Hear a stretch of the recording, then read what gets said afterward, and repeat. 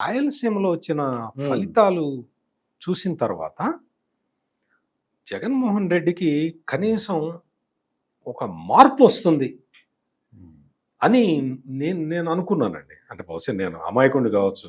Kadapa MLA కూడా TDP అభ్యర్థి గెలిచాడండి. ఆమె గెలిచింది మేడం. మాధవి గెలిచింది.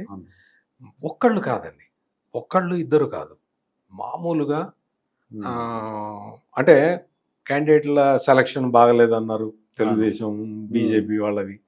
బీజేపీకి అన్ని సీట్లు ఇవ్వటం ఏంటన్నారు, బీజేపీకి ఇచ్చిన సీట్లన్నీ పోతాయన్నారు. జనసేనకు అసలు 21 ఇవ్వటం ఏంటండి, వాళ్ళు ఎక్కడ గెలవరు అన్నారు. మాస్టర్ మీకు ఇంకొక విషయం ఏంటంటే, మొత్తం దేశ చరిత్రలోనే మొట్టమొదటిసారి పోటీ చేసిన అన్ని స్థానాల్లో గెలిచిన ఏకైక పార్టీ జనసేన.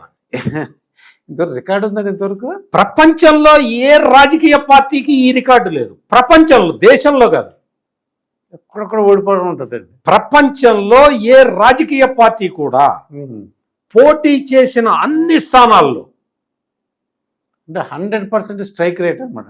100% strike rate. తమిళనాడులో ఒకసారి జరిగింది.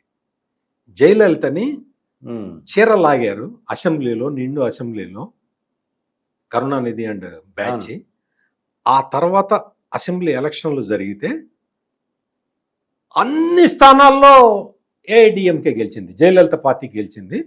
ఒక్క స్థానంలో గెలవాల, ఒక్క కరుణానిధి ఒక్కడు గెలిచాడు. ఓకే, ఆ ఒక్కడు అనమాట. కరుణానిధి ఒక్కడే గెలిచాడు. అయితే 100% లేదు. 100% లేదు, 99.99% ఉంది తప్ప 100% ఉన్నది ఒక జనసేనకే. ప్రపంచంలో, దేశంలో కాదు, అసలు ప్రపంచంలో ఏ రాజకీయ పార్టీకి కూడా 100% ఫలితాలు రాలేదు. తెలుగుదేశం పార్టీ అసలు ఎక్కడికి అక్కడ తెలుగుదేశం, ఇక్కడ తెలుగుదేశం, ఇక్కడ తెలుగుదేశం, మొత్తం తెలుగుదేశమే కనపడుతుంది. 144 స్థానాల్లో పోటీ చేస్తే 132, 133 మొత్తం అక్కడ ఎక్కడ చూసిన తెలుగుదేశం క్యాండిడేట్లు వస్తే ఇప్పుడు చంద్రబాబు నాయుడికి చాలా పెద్ద ప్రాబ్లం రాబోతున్నది. మరి వాళ్ళందరూ అంటే ఎవరికి మంత్రి పదవి ఇవ్వాలి? ఇంతమంది గెలిస్తే ఎవరికి ఇవ్వాలి? అందరూ సమర్థులే. అందరూ ఈ 5 సంవత్సరాల పాటు ప్రాణాలకి తెగించి పోరాడిన వాళ్లే, ఈ 5 సంవత్సరాలు త్యాగాలు చేసిన వాళ్లే. ఎవరికి ఎంతమందికి మంత్రి పదవులు ఇవ్వాలి? ఇది చంద్రబాబు నాయుడు ఎదుర్కోబోతున్న ప్రధానమైన మొదటి సమస్య. ఎవరెవరికి మంత్రి పదవి ఎట్లా పికప్ చేసుకుంటాడు? ఏ యాడ్ స్టిక్ పెట్టుకుంటే సెట్ అవుతారు? నువ్వు ఏ యాడ్ స్టిక్ పెట్టుకున్నా 100 మంది తయారవుతారు. అంత సీనియర్లు ఉన్నారు. సీనియర్లే కాదండి, ప్రాణాలకి తెగించి పోరాడారు, ప్రాణాలని లెక్క చేయకుండా పోరాడారు. కార్యకర్తల్ని కాపాడుకోవటానికి రాత్రుళ్ళు నిద్రపోని తెలుగుదేశం నాయకులు నాకు చాలా మంది తెలుసండి. జగన్మోహన్ రెడ్డి గారు ఏమన్నారంటే, ఒక ఐప్యాక్లతో మాట్లాడుతూ దేశమంతా మన వైపు చూస్తుందన్నారండి. అప్పుడు రిజల్ట్స్ వచ్చినంత నిజంగానే దేశంతా మన వైపు చూసాను. మన వైపు అంటే ఆయన వైపు కానీ ఆంధ్రప్రదేశ్ వైపు కానీ చూసిందంటారు. దీన్ని ఎలా చూద్దాం అంటారు సార్? అంటే ఆయన ఏ ఉద్దేశంతో చెప్పాడో కానీ నిజంగానే దేశం మొత్తం ఆంధ్రప్రదేశ్ వైపు చూసింది. అవును, అన్ని రకాలుగా. మరి ముఖ్యంగా జగన్మోహన్ రెడ్డి వైపు జాలిగా చూసింది. జాలిగా చూసి అలా దేశం మొత్తం కూడా. ఎందుకంటే దేశం మొత్తంలో కూడా ఏ ముఖ్యమంత్రికి కూడా జరగని పరాభవం ఆంధ్రప్రదేశ్ ముఖ్యమంత్రికి జరిగింది. అదండి జాలి. అందుకని మొత్తం దేశం మొత్తం, ప్రపంచం మొత్తం కూడా ఇతని వైపు జాలిగా చూసింది. 151 సీట్లు సాధించి, అదే దేవుడి స్క్రిప్ట్. ఓకే, ఆయన తడతడకి దేవుడి స్క్రిప్ట్ గురించి చెప్తుంటాడు. అవును, 151లో మధ్యలో 5 మాయమైపోయింది. అది 11 మిగిలింది. అటు చివరొకటి, ఇటు చివరొకటి మిగిలింది.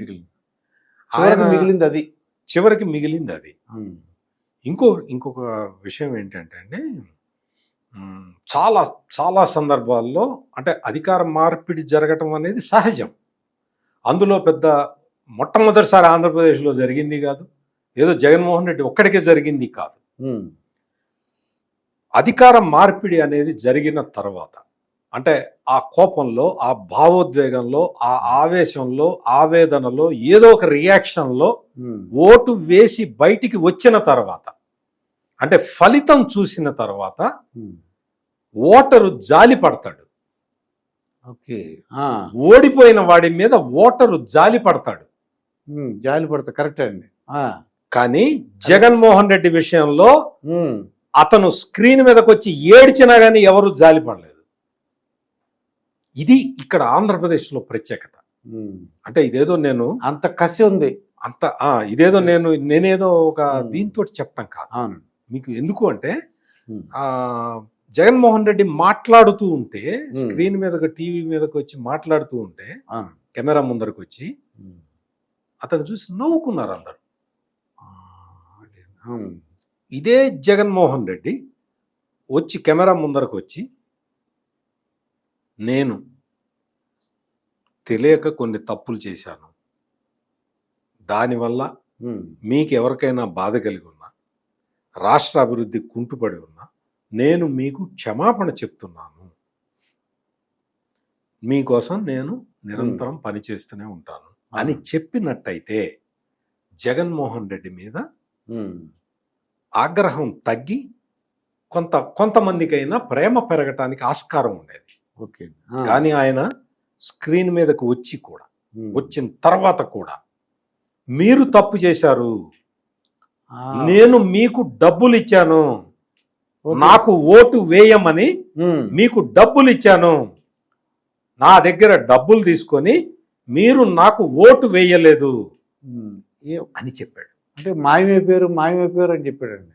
అంటే ఆయన మాటల్లో అది అంతరార్థం ఏంటంటే, ఆ, నేను మీకు డబ్బులు ఇచ్చాను, నాకు ఓటేయమని మీకు డబ్బులు ఇచ్చాను, ఉమ్. మీరు నా దగ్గర డబ్బులు తీసుకున్నారు కానీ నాకు ఓటేయలేదు. అది ఆయన సొంత డబ్బులా అనే డౌట్గా ఉందండి. సొంత డబ్బులు కాదు కదా.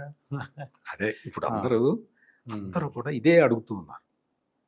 నీ హైదరాబాదులో లోటస్ పాండ్లో ఉన్న ప్యాలెస్ అమ్మి ఇచ్చావా, ఉమ్, బెంగళూరు యలహంకలో ఉన్న ప్యాలెస్ అమ్మి ఇచ్చావా, తాడేపల్లి ప్యాలెస్ అమ్మి నువ్వు మాకు ఇచ్చావా, మా డబ్బులే కదా నువ్వు మాకు ఇచ్చింది అని అడుగుతున్నారు. ఉమ్. అంటే ఓటమి చెందిన వ్యక్తి, అంటే అధికారంలో ఉన్నంత కాలం దర్పం ప్రదర్శించిన వ్యక్తి ఉమ్. ఓడిపోయిన తర్వాత అయినా మారాలి, కానీ జగన్మోహన్ రెడ్డి ఓటమి తర్వాత కూడా మారట్లేదు. మారలేదు. అతని అహంకారాన్ని ప్రదర్శిస్తూనే ఉన్నాడు.